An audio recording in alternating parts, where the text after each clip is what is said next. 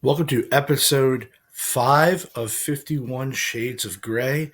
I am your host, Sean Grayson, and as you can see, today we are on the road. We are traveling. We don't have the background, our normal background. And at the same time today, we have a guest. My daughter, Mackenzie. Mackenzie, say hi. Hi. And we brought Mackenzie on because she's a huge wrestling fan, right? I also brought Mackenzie on so I didn't have any craziness going on downstairs. So if you hear any yelling, if you hear any screaming for the next 51 minutes, know that I have no control over what's going on at all. I got the cutoff on right now. I'm almost beach ready. So let's kind of get into it. We're going to talk a little bit today about a bunch of topics. We only got 51 minutes, right? 51 minutes, but we got a bunch of topics here, okay? We're going to go through kind of the topics we're going to discuss, and then we'll kind of, we'll stem from there. We're going to cover so many things, right? So we're going to cover the YouTube show for WWE. We're going to cover Dynamite's review. We're also going to cover SmackDown preview, the Money in the Bank preview, and at the end, if we have time, we'll discuss some of the July 4th favorites. This is now July 5th. So we're discussing the July 4th favorites, maybe what you ate, what you didn't like, what you liked, what you did, and those kind of things. Make sense? Yeah. All right, cool. All right. So I'm going to jump into it, right? We're going to jump into it talking about the YouTube show. So the WWE put out a YouTube and it was called Behind. I think it was Behind, or it might have been Beyond the Curtain. Essentially, a background to what happened on in WrestleMania 40. So let's talk about it, right? So I loved it. It brought you back, right? It brought you back emotionally. You watched everything that Cody Rhodes went through. You watched just the internal workings of Triple H and The Rock and Roman Reigns and all of the things that uh, you had questions about. How did we go from Cody to Roman to Rock, back to Cody to Roman, and you really saw it. And again, you experienced it. You felt it again, right? You felt being back in that time period. It was just April. It was April, or the beginning of April, and you really felt like you were back there again, and that emotion that Cody was going through, and just made you just like it just made you feel again, right? I'm a huge proponent of telling you guys to feel, to think, to reflect, and I think that we really chose to feel again. In fact, we felt so much that yesterday, Mackenzie said, "I want to watch the entrances of Roman and Cody." Right? We saw that, right? We saw that, right? And then that stemmed to, well, let's just watch the whole match again, right? Let's just watch the whole match, right? And other people around us, some of the people who hadn't seen it before, and it was good. It was great. Again, it brings you back. It makes you feel that emotional attachment to the character. It's still prevalent. Look, is it not as emotional as it was when I was sitting there, right, crying? Yeah, it's not as emotional, but it doesn't mean that I don't get any tears in my eyes still while watching that, right? So if anybody who hasn't seen the YouTube show or the YouTube documentary, got two thumbs up right there. Go see it. It's an hour long. Spend the time to watch it. Anytime that WWE or AEW or anything, anybody puts out a behind the scenes type thing, watch it. You gotta watch it. It makes you understand. So we move off of that, right? Let's talk about Dynamite. And then you don't have a lot to say about Dynamite because part of it you weren't there for, right? You were eating. What were you doing when I was watching Dynamite? We were at dinner. No, we were not at dinner. What? We were at dinner. Yeah. Then I went home. Where did you go? Oh, we went to the boardwalk. Did not go to the boardwalk. This is the problem with a recording podcast. Okay, she doesn't clearly remember. She has Alzheimer's. 2 nights ago, what were you eating that I couldn't eat? Where did you go? You went to the firehouse, and then where'd you go? Oh, to Dairy Bar. To Dairy Bar. What's Dairy Bar? It's an ice cream place. Right. You can also get burgers and chicken nuggets. All right, so shout out to Dairy Bar in Margate, New Jersey. But so I went home and I put on Dynamite. I had to start watching it, right? So the first match of the night, first off, Dynamite was amazing. So the first match of the night, we got Bryan Danielson versus Pac, right? An amazing match. Had to have went about 15 minutes or so. Great wrestling. And what was so great about that match was that you got a lot of false finishes, false submission counters, and you really truly got essentially what you paid your money for if you were there. It was a really great match, and anybody that loves AEW, that's essentially my cup of tea. Then you flash forward to the next part, which was Mark Briscoe claiming that he's one of the first members of Blood and Guts match, the 5-on-5 match, which is very similar to War Games, 2 rings, 5-on-5. That's going to be in a few weeks. It's going to be against the Elite and an extra opponent. My guess would be Hangman Page, and we'll talk about the return of Hangman Page. But you had that, and you had the Elite attacking Mark Briscoe, Kyle O'Reilly coming in a kind of a melee, Okada doing Okada things. It was good for what it was. I want to flash forward a little bit past the learning tree, and I really just want to focus on, because there's so much to cover tonight. I really want to for today. I really want to cover the key points. So one of the key points was essentially a backstage small segment between MJF, Danny Garcia, and Matt Menard. And basically, Danny Garcia is going to be wrestling that night Will Ospreay for the international title. And so you had MJF saying, I'm going to be in Danny's corner. It was acceptance. It was great. I knew it was a little fishy at that point. It was a little fishy. But we kind of we go, and we'll skip through a few things on Dynamite to get to the Britt Baker, Mercedes Moné segment. Britt Baker gets in the ring. She talks about having a mini stroke. That's why she hasn't been around for as long as she has. She's cleared. She's ready to go. And then you get Mercedes Moné interrupting with her celebration. Like I said before, I am not a huge fan of Mercedes Moné on the microphone. She is literally just Sasha Banks in the WWE, turned up a little bit with a different name and a different catchphrase. I think she still is in that WWE bubble. I honestly don't believe in that she's really found her voice, and if she has, but she hasn't. And so you have that, and you have Britt, and you have the offer of essentially Britt challenging Mercedes Moné to All In, and it was good. Am I tiring you?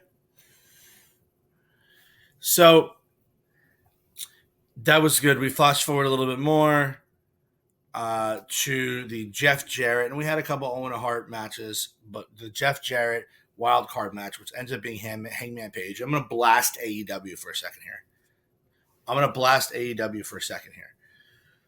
So a couple of weeks ago, they had a Jeff Jarrett vignette about how important Owen Hart was to his life. He was one of his best friends who passed away,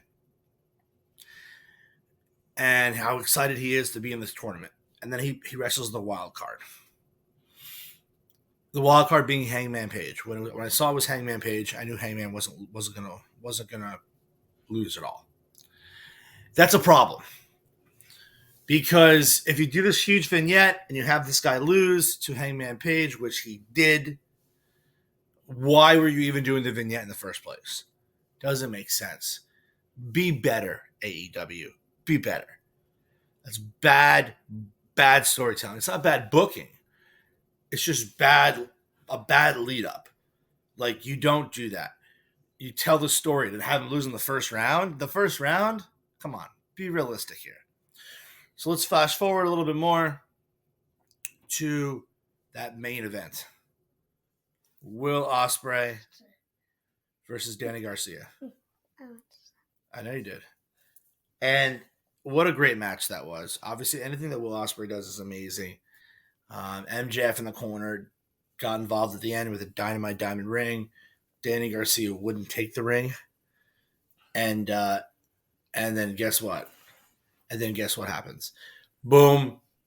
Hidden blade. Danny Garcia gets pinned. 1, 2, 3. Will Ospreay leaves the ring. MJF comes in. He consoles him. Then he kicks him in the nuts. MJF turns heel. Super bad heel. Cuts him up. Makes him bleed. And then we get Will Ospreay coming in to try to make the save a lot later on. And it ended up being an amazing episode of Dynamite. I know we're skipping through a lot because we really have a lot to do today. And by the way, guys, normally I'm 51 minutes, right? 51 minutes, 51 shades of gray. Sean Grayson, Mackenzie Grayson, right? But for this time, we're away. So we're trying to do the best we can to get it all in, right? Because what we're going to end up doing is we are going to have this episode, and then this is going to drop today.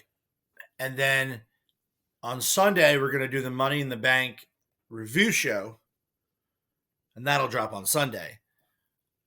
So if it's not 51 minutes, we're on vacation. So it is what it is. So let's get into the SmackDown preview. So let's talk a little bit about the SmackDown preview, okay? So tonight we have obviously a show in Toronto. First off, I love the fact that what seems to be happening is every time that there's a PLE at a specific location, we end up doing a SmackDown at that location the night before. I love that. That makes it so it's not like a recorded show. So you're able to kind of watch it live the best you can.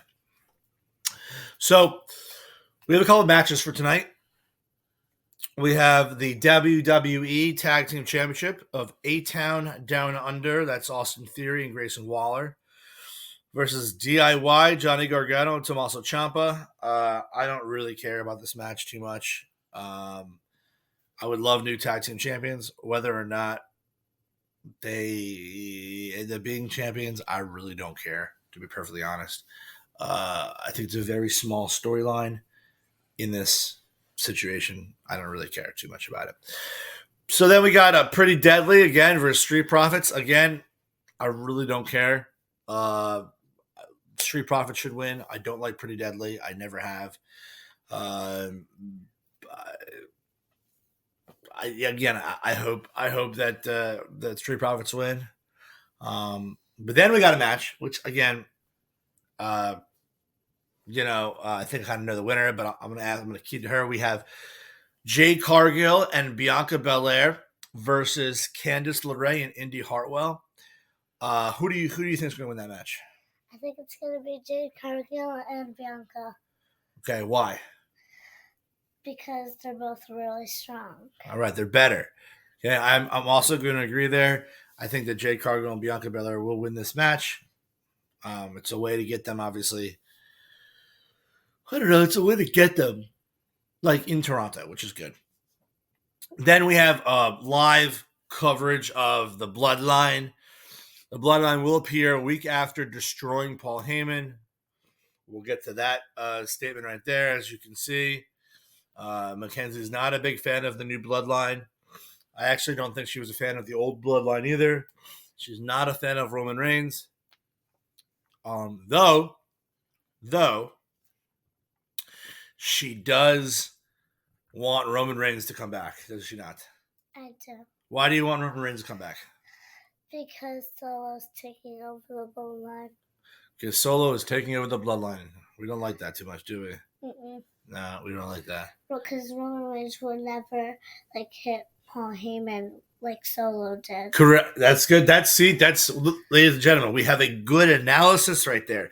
Roman Reigns would never do what Solo is doing to Paul Heyman. That's a good analysis right there, 100%. That's his wise man, right? That's a 7-year-old analysis right there. 100% good call right there.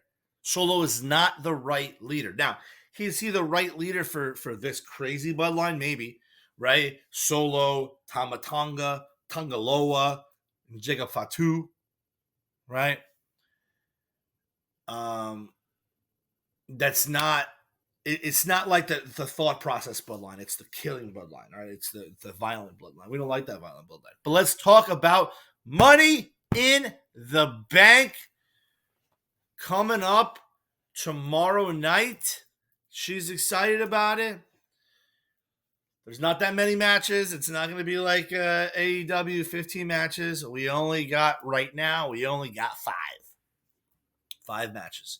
So let's talk about them. First, we'll talk about the men's Money in the Bank match, and we got that. I think we're probably gonna have difference of opinions here, but Jey Uso versus Carmelo Hayes versus Andrade versus Chad Gable versus LA Knight versus Drew McIntyre. Mackenzie, who do you want to win this match? I want Jey Uso. Why do you want Jey Uso? Because I love him a lot and because he's really, really strong. Okay. So, she wants Jey Uso to win. I don't. I think that Drew McIntyre makes a lot of sense from a business perspective in this match. He's been fighting. Yeah, well, so it makes a lot of sense. I think there's going to be some shenanigans in the match. But I love that Drew McIntyre would win a match that he hates the Money in the Bank briefcase. So for him to actually carry the Money in the Bank briefcase, I think that makes a lot of sense. I look for Jey Uso to pull this off. Let's talk about the women's Money in the Bank. Io Sky versus Chelsea Green versus Laya Valkyria versus Tiffany Stratton versus Naomi versus Zoe Starks. Mackenzie, who do you think is going to win this match? Tiffany. You love Tiffany, don't you? It's Tiffy time. She loves Tiffany. I also think actually Tiffany's going to win the match. I think it would be funny if Chelsea won. I think she would make this from a Monday Night Raw, from a Friday Night SmackDown perspective, very fun. It would work well, but I honestly do think that Tiffany is that person that's going to win. Sorry, guys, it's been a long weekend so far. But I'm a huge fan of Tiffany. And I think that she's going to win. Like Mackenzie said, it's Tiffy time. Let's talk about the next match. We can definitely talk about this match here. Now, I've been teasing this match from a past couple episodes. And the want or need or to get into this match, okay? And we're going to spend a little time in this match. Super important. Damian Priest versus Seth Rollins for the title. Now, there's stipulations for this match. If Seth loses, he can no longer challenge for the WWE title while Damian Priest is the champion. But if Seth wins, Damian Priest is kicked out of the Judgment Day. Let's talk about this. First off, Mackenzie, who do you think is going to win the match? Damian Priest or Seth Rollins? Damian Priest, and I really want him to win. Why? Because I really would feel sad for him if he lost. Why? Because Because I'm because I know that if Damian Priest lost, like you said, he would get kicked out. So if he got kicked out, everybody else in it would not like that, and they wouldn't have Damian Priest anymore. All right, so we got a situation where Mackenzie wants Damian Priest to beat Seth Rollins because she does not want him to be kicked out of the Judgment Day. I love both of them. You love both of them. Okay, so I said I would talk a little bit about this. It's level. There's levels to this game, right? There's levels to unpack here because, again, no matter what, the winner of this match wrestles Gunther at SummerSlam. So, right, so I don't really care who wins or loses. Gunther is Gunther's world. That's Gunther's world. Gonna win. Gunther's gonna be. It's a SummerSlam thing, right? But at the same time, I think that it would help solidify Damian Priest. I find this very interesting. Really quickly, I find this very interesting because in a lot of ways, not from a match perspective, but in a lot of ways, this match is a copy of the Will Ospreay Swerve Strickland match at Forbidden Door. Let me explain why. Damian Priest is the champion. And there are a lot of people out there that say, well, he's a transitional champion. He not really wrestling anybody too good. I can't solidify him as a champion. Very similar to what they did to Swerve Strickland against Will Ospreay until Will Ospreay lost to Swerve Strickland. So if we're talking about wrestling in business sense, Seth Rollins should lose to Damian Priest to help him out. Seth Rollins does not need the title right now. We don't need that to happen. Doesn't make sense. But again, I think it's going to be a great match. Then we're getting to the next match. The Intercontinental title's on the line. Sami Zayn versus Braun Breaker. Mackenzie, who do you want to win this match, and tell me why? Braun Breaker. Okay, why? Because I barely like Sami Zayn, and because he's really big. Braun Breaker's huge. Yes, correct. 100%. I haven't been a fan of Sami Zayn's Intercontinental run. I've already told all of you this. Braun Breaker is the next man up. I hope he wins. I hope there's not shenanigans. He deserves to win.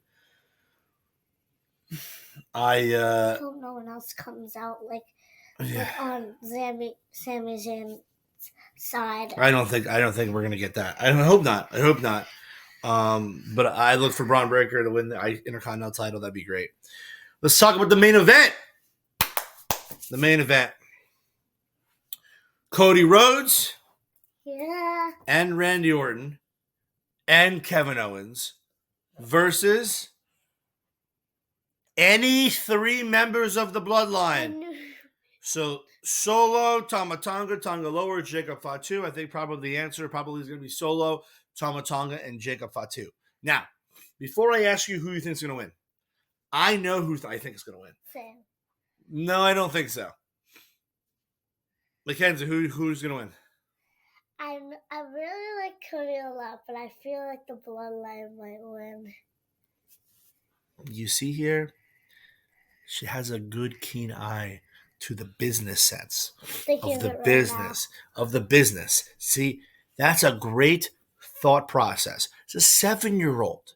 This is a 7-year-old who knows the business of professional wrestling. Normal 7-year-olds would say, oh my God, it's Cody, it's Randy, it's Kevin. Not this one. Now, this one hates the Bloodline, but she knows business. I also agree with you. I believe the Bloodline is going to win. And let me tell you why I think the Bloodline is going to win. Because they have to. Because it's a new formation, it's a new group, and they have to win. Because if they don't, what's the point of making this group? They have to be a dominant force. They have to get ready for the return of Roman Reigns eventually. Maybe we get him tonight. I mean, on Saturday night, we probably don't. But maybe we do. And if the bloodline doesn't win, I'm just saying, but if they don't win, then when Roman Reigns comes back, he'll be more mad at Solo. Well, I think he's going to be mad at Solo for beating up Paul Heyman. I know, but that's why I said more mad. I think but you're not thinking it right, because when Roman Reigns comes back, he's going to be feuding against Solo. Okay, Roman Reigns is coming back. So this should be a match against There will be eventually. Roman Reigns will come back and destroy this bloodline. And I would want Roman Reigns. Obviously.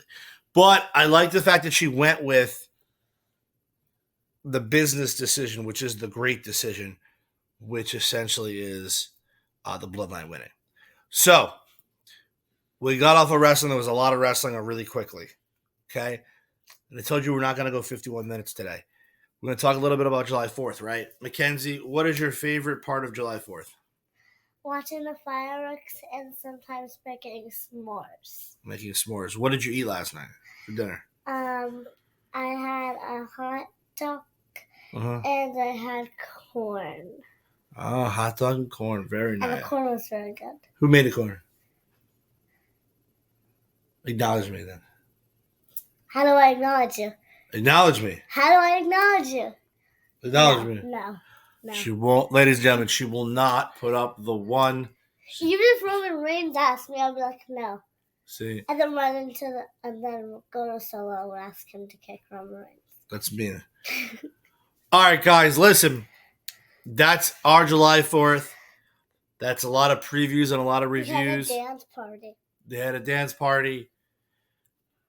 Did you have a dance party on July 4th? If you did, shout out to us. Go on my X at 51 Shades of Grey PW Pod on X, and on Instagram at 51 Shades of Grey PW on IG. We'll be back on Sunday with our Money in the Bank review. And the winners. Yeah, that would be the review. I know. And look, guys, have fun out there today.